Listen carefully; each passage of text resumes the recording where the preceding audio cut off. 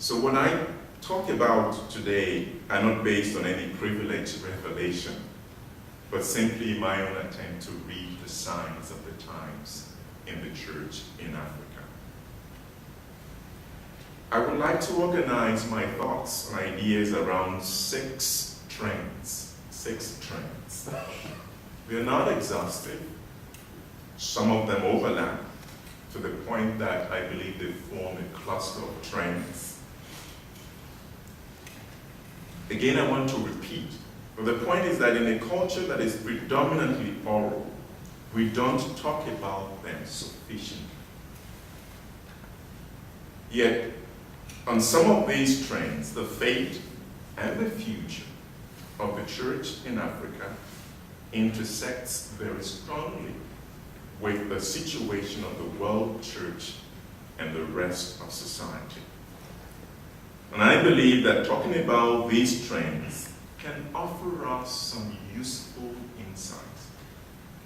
In other words, those factors that sometimes are considered external to the community called church could offer some material for a critical appraisal of institutions and practices of the church.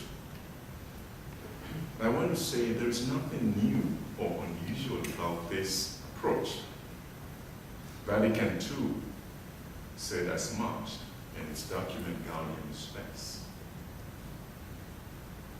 So let's talk about 6 taboos or trends associated with the practice of ordained ministry from an African perspective in an African context. The liturgical celebration of the ordination of a priest expresses the conviction that the ordinand is a priest forever in the order of Melchizedek. Now, this declaration makes a strong theological statement about the character, the nature, the identity of ordained ministry.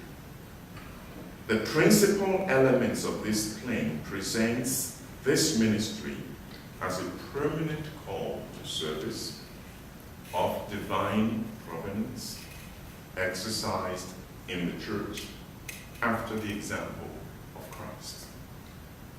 It affirms the Christological foundation of priesthood, underlines its sacramental identity, celebrates its ecclesial dimension, and presents it as a ministerial function.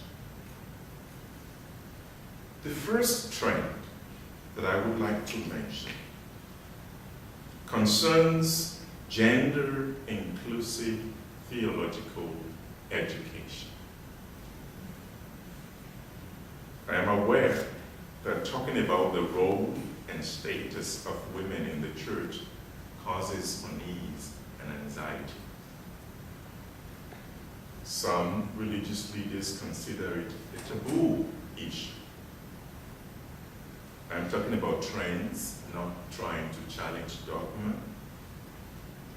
A trend that is increasingly evident in Africa south of the Sahara is the growing number of women involved in the study of theology. These are studies undertaken at various levels, graduate, undergraduate, and postgraduate. As I understand it, this is a positive development on the continent, even though it is a well-established trend in other parts of the world.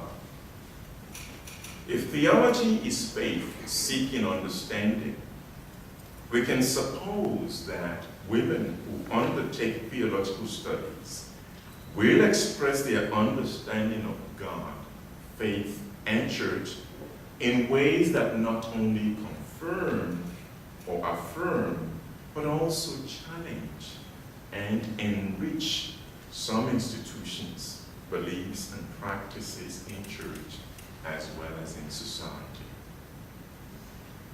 I believe that it would be naive to expect that theological studies undertaken by African women will simply render them docile, submissive, and malleable. In context, whether social or ecclesial, that condone or promote patriarchal domination or practices. I perceive that the sustained, critical, and penetrating study of theology by African women means that they will no longer be content with merely endorsing traditions in the church that treat them unfairly or relegate them to positions of subservience in matters concerning theological scholarship, participatory leadership, and sacramental ministry. There are some theologians on the continent who would argue vociferously that the issue that I'm alluding to here is one that is orchestrated by left-leaning liberal theologians from the West. In that case, it becomes easy to dismiss it as inconsequential for the church in Africa. The question is, what if the matter of the role and status of women in the church were a question of justice? What if? As a church, would we not be morally obliged not only to preach equality, equity, and justice, but to redress any contrary indications and practices and live by these very principles? The Second African Synod in 2009 has recently alerted us to the fact that, and I'm quoting the Synod now, women in Africa make a great contribution to the family, society, and the church with their many talents and resources. However, not only are their dignity and contributions not fully recognized and appreciated, but they are often deprived of their rights. End of quote.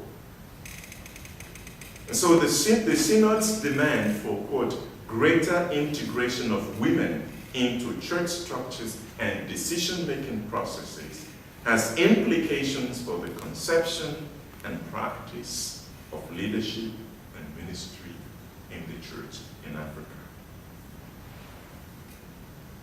Because of their increasing competence in theological scholarship and associated fields, it is to be expected that more women would advocate what the Synod calls collaborative ministry that involves all segments of the community called church.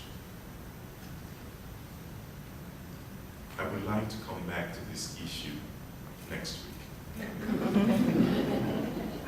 So don't go away.